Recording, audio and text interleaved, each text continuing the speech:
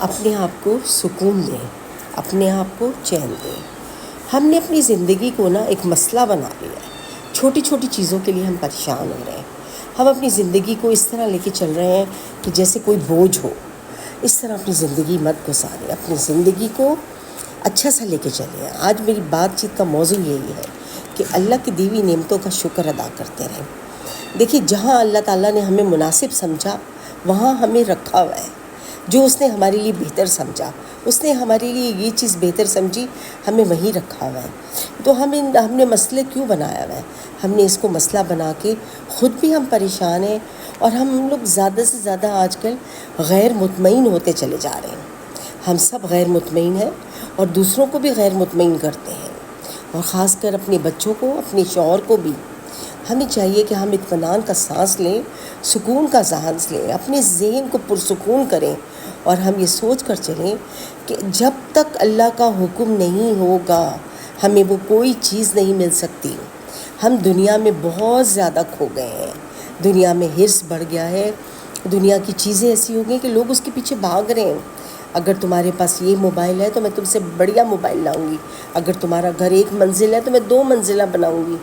یہ لوگوں کو ہو گیا۔ اگر تمہاری بیٹی کی شادی اس ہوٹل میں ہوئی ہے تو میں اپنی بیٹی کی شادی تم سے بڑے ہوٹل میں کروں گی۔ آج کل رشتہ دار آپس میں مقابلہ کر رہے ہیں، اللہ کو بھول گئے ہیں۔ اللہ تعالیٰ نے یہ چیز نہیں رکھی، اور جو لوگ مقابلہ نہیں کر سکتے وہ پریشان ہو جاتے ہیں، وہ اس چیز میں کھو جاتے ہیں کہ ہم کہاں سے کریں اور کیا کریں۔ یہ چیز انہیں بہت پریشان کرتی ہے، اور ان کا جینا حرام ہو جاتا ہے۔ اب وہ اپنے شوہروں کا بھی جینا حرام کرتے ہیں، گھر میں بچوں کا بھی، اپنا بھی، سب کا جینا مشکل ہو جاتا ہے۔ تو اس لیے اپنی زندگی کو پرسکون بنائیں، پرسکون بنائیں۔ جو خدا نے دیا ہے، آپ کے منہ کا نوالا کوئی نہیں چھین سکتا۔ اگر اللہ نے آپ کے لیے نوالا رکھا ہے تو وہ آپ کو ہی ملے گا۔ ایک چھوٹا سا واقعہ میں بتاتی ہوں۔ ایک مرغی نے ایک 2 بچوں میں، 2 لڑکا لڑکی میں شرط لگی، بہن بھائی میں۔ وہ کہنے لگی کہ یہ مرغی کا دانہ میں مرغی کو دوں گی، یہ چنے کا دانہ مرغی کو دوں گی۔ تو بھائی نے کہا کہ نہیں، یہ مرغی کا دانہ میں کھاؤں گا۔ اس نے کہا کہ نہیں، تم کیوں کھاؤ گے، مجھے مرغی کو دینا ہے۔ دونوں آپس میں لڑنے لگے۔ وہ کہیں گے نہیں، اس کی قسمت کا ہے۔ تو اس کے بھائی نے جلدی سے منہ میں ڈال کے کھا لیا۔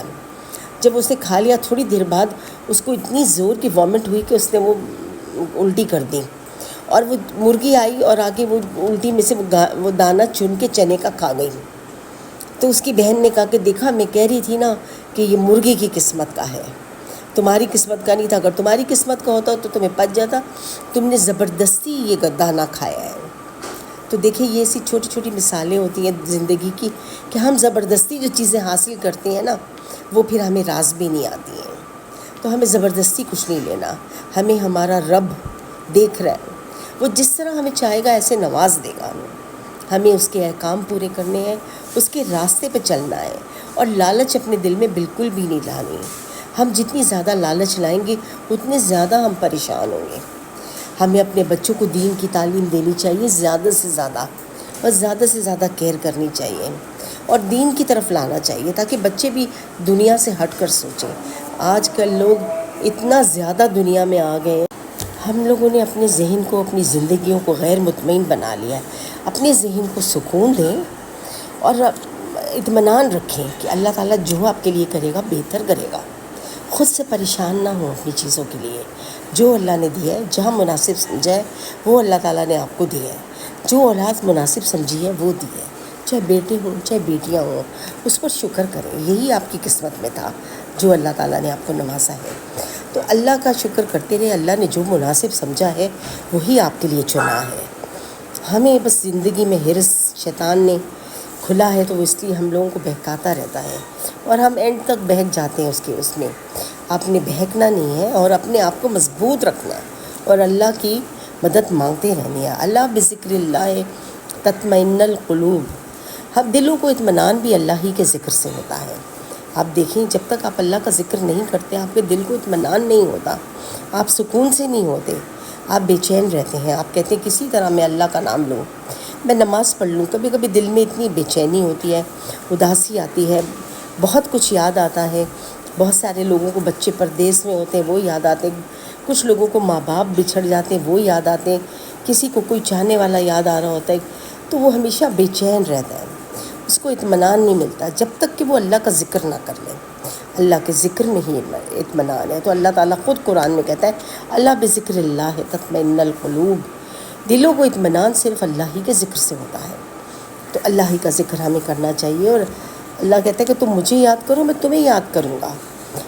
جب ہم اللہ کو یاد کریں گے، ہم اس کی چیزوں پہ مطمئن رہیں گے اور اپنے آپ کو ہم پرسکون رکھیں گے، تو یقین کیجئے ہماری زندگی بہتر ہو جائے گی۔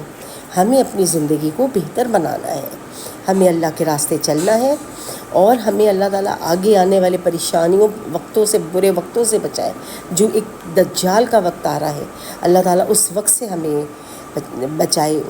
فلسطین میں دیکھیں کیا کیا ہو رہا ہے، غازہ میں کتنی تباہیاں مچی ہیں، لیکن اتنے نیک اور دیندار لوگ ہیں وہاں کے، اتنے ایمان پختہ ہیں کہ وہ جنگ لڑ رہے ہیں، وہ اللہ کے آگے جھکے ہوئے ہیں۔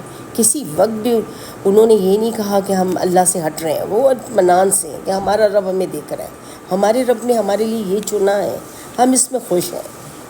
یقین کیجئے اسی میں جو چیز اللہ نے آپ کے لیے چن رہی ہے، جب آپ اس میں شکر کر کے خوش رہیں گے نا، تو آپ کی زندگی بن جائے گی، آپ میں تبدیلی آ جائے گی، آپ میں وہ چیز ختم ہو جائے گی جو لوگوں میں دیکھتی ہوں کہ عجیب بے چینی ہے لوگوں میں، وہ بے چینی ختم ہو جائے گی۔ اپنی زندگی کو اطمینان بخش بنائیے اور اللہ پر یقین بڑھاتے جائیں۔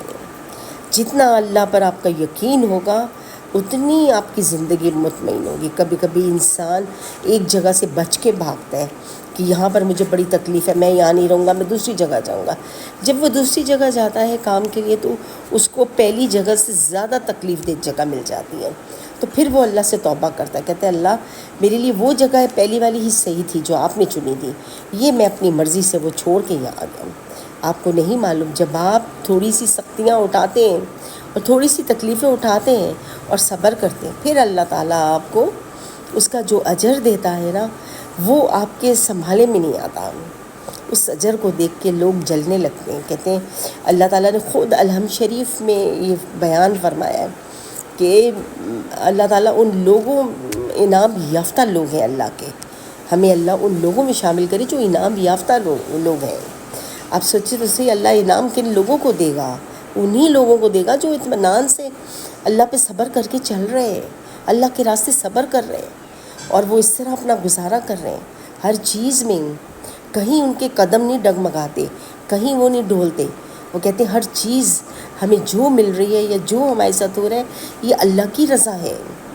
جب آپ اللہ کی رضا میں راضی ہو جائیں گے تو اللہ تعالیٰ آپ کے لیے بہت آسانیاں فرما دے گا۔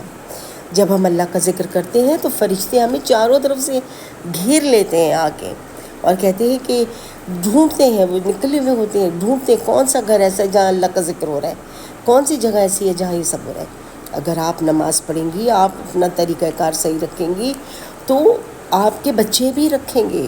اگر آپ اطمینان دکھائیں گی ہر چیز میں، تو آپ کے بچوں میں بھی وہ اطمینان اور وہ صبر آئے گا۔ آپ کا علم جو ہے وہ آپ کی تربیت اس کے اوپر آنی چاہیے، آپ کی تربیت ایسی ہونی چاہیے کہ آپ کے بچے اطمینان سے بیٹھے ہوں، ان کے دلوں میں سکون ہو، ان کے لیے کوئی چیز مسئلہ نہ ہو۔ اگر ان کے پاس کوئی چیز نہیں ہے تو وہ اس کو مسئلہ نہ بنائیں۔